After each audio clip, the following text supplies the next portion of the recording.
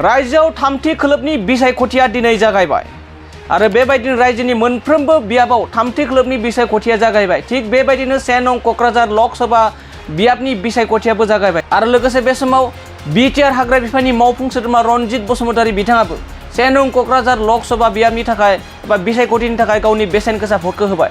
बे समाव फोरमायदि बिटिआर हाग्रा बिफाननि मावफुं सोद्रोमा रनजित बसुमतारी बिथाङा गावनि बेसेन गोसा भटखौ 14 नं चिरां दुवारनि सिङाव थानाय बिक्रमपुर गुदि फरायसालियाव गावनि बेसेन गोसा भटखौ होनायखौ नुनो मोननाय जायो। लोगोसे गावनि आंगो बिमा एबा जोनोमगिरि बिमाजों लोगोसे बे बेसेन गोसा भटखौ होनायखौ नुनो मोननाय जादों। लोगोसे बे हाबाफारि एबा भट होखांनायनि उनावनो बिटिआर हाग्रा बिफाननि मावफुं सोद्रोमा रनजित बसुमतारी बिथाङा साफ्रोमबो रायजो राजाखौ 100% गावनि बेसेन गोसा भटखौ होनो थाखाय खावलायो। लोगोसे बे भटनि गेजेरजों एबा बे भट होनायनि गेजेरजोंनो जों गावनि हारिखौ एबा बर' हारिखौ गेरेमसा हारि दानायनि मोनसे लामा थायो। बेखायनो साफ्रोमबो गावनि बेसेन गोसा भटखौ ओरैनो थायालासे भट होनो थाखाय बे समाव बिटिआर हाग्रा बिफाननि मावफुं सोद्रोमा रनजित बसुमतारी बिथाङा खौरांनि गेजेरजों खावलायो। दानिया फैदो बिटिआर हाग्रा बिफाननि मावफुं सोद्रोमा रनजित बसुमतारी बिथाङा गाव गावनि बेसेन गोसा भटखौ लानानै मा फोरमायजों आबुङै मिथिना लानि।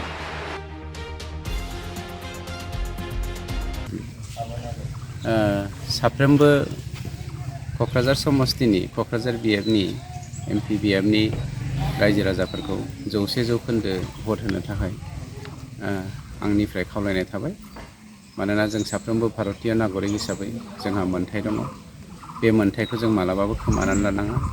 बे मोन्थायनि गेजेरजों जोंनि थांना थानायनि राहा, माहारि दाखांनाय, माहारियारि बाद आरो इयुन जोलैखौ जोङो संदाननानै गोजौआव गेरेमसा हारि दानायनि सिमाङा बिनि सायावनो सोनारना थायो। बेखायनो बयखौबो लैहोर लैहोर फैनानै नोंथांमोननि बे चेनेलनि गेजेरजों भट होनो थाखाय आंनिफ्राय खावलायनाय थाबाय। माखासे सुबुंफोरा ओरैबायदि दं सार, गावनि बेसेन गोसा भटखौ होआलासिनो ओरैनो न'आव जिरायनानै थायो। ओंथिखौ बुजियैनि थाखाय हयथ' बिदि जानो हागौ। माखासेया खुद्रियो, नाथाय गावनि सायाव गाव खुद्रिना लानानै मुलाम्फा गैया, नङाबा खहा जागोन।